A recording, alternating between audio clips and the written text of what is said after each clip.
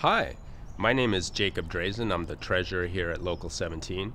And today I want to talk to you about dues. It's, of course, an important question because it involves money.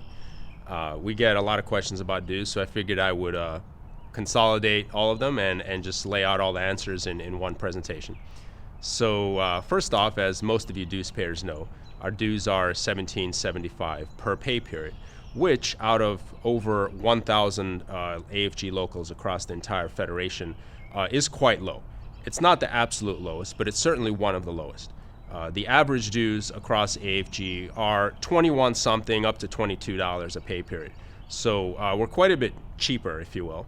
But at the same time, we provide as good or better representation than any union local in the federation. So it's saving you money, and you get the same or higher level of service.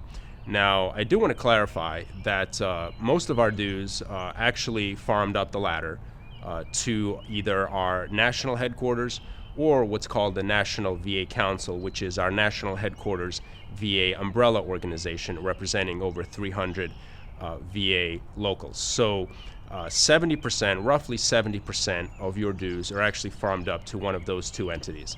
So those go to a variety of activities focusing on very complex legal, lobbying, and other organizational activities, such as, for example, negotiating or renegotiating your collective bargaining agreement.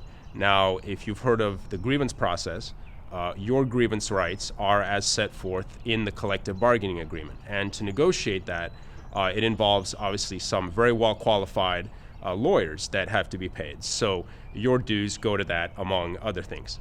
Now, the 30% of your dues that we keep locally with AFG Local 17, those go to a wide variety of activities likewise, but those are local activities, such as various training, seminars, training for stewards, training for other functions, educational opportunities for the membership, informational lunch and learns, outreach activities, and so forth, as well as arbitrations. Again, with the grievance process, if you're familiar with step 1, step 2, step 3, if you don't get a favorable outcome at step 3, it goes to arbitration. That involves a certified arbitrator that costs a lot of money.